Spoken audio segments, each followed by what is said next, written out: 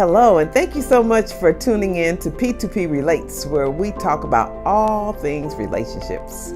I'm Pat Renfro, and today we're going to talk about friendships. I wanted to bring up a particular notion, but before I start, hit the subscribe button so that you can know when I upload videos.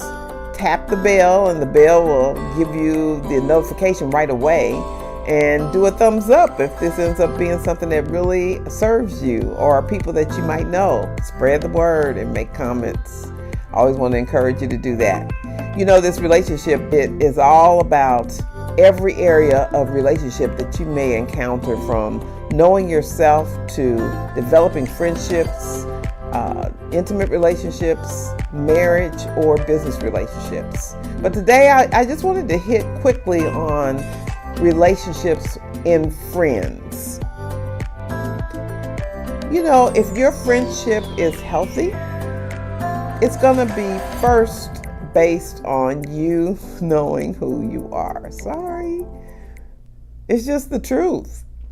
But it also means that the better you are in character, the better friend you're going to be. What do I mean by that?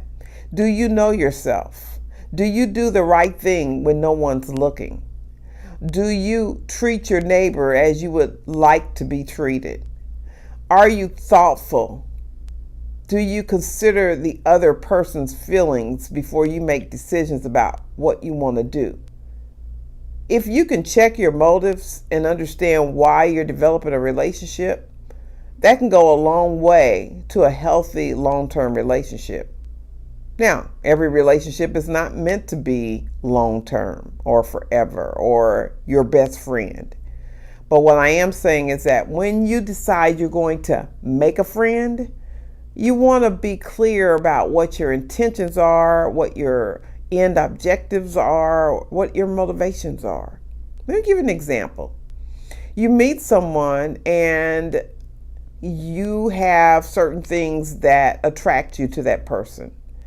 You all have similar personalities. Maybe you're a very serious person and this person is really funny, and funny people really are people that you're drawn to because they have a quality you kind of wish you had or that you know you're missing.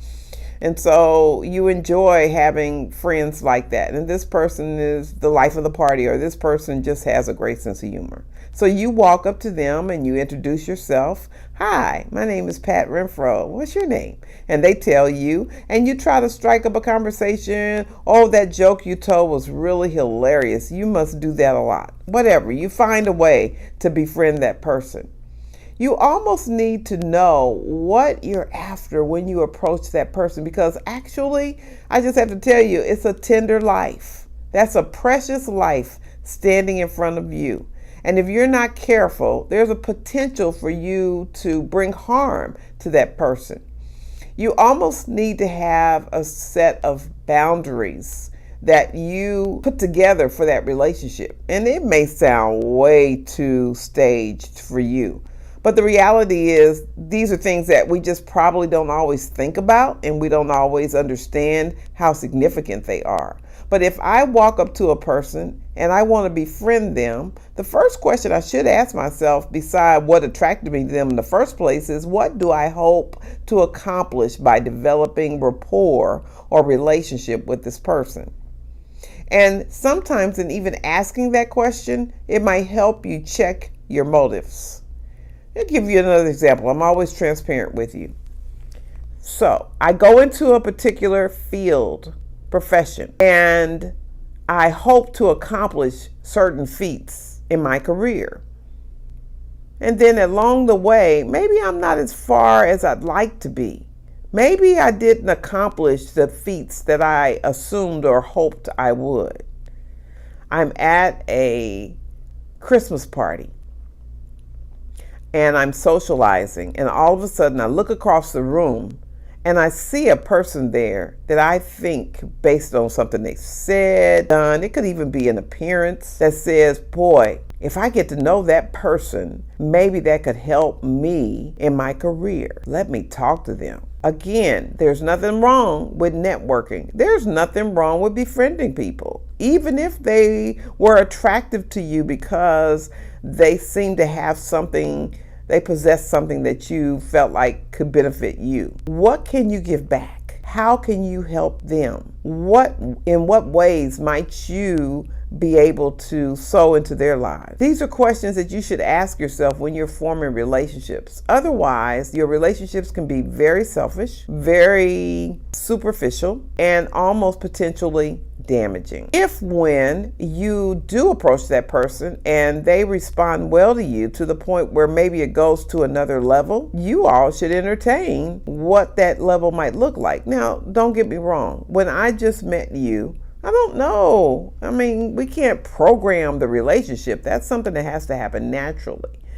But check your motives, and it could save a relationship.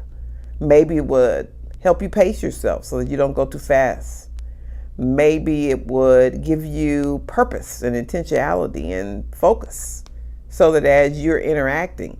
Give you another example. I was on a networking call one time with some colleagues, and we did a Zoom call during this pandemic, and I met a person that I felt like would be really wonderful to know.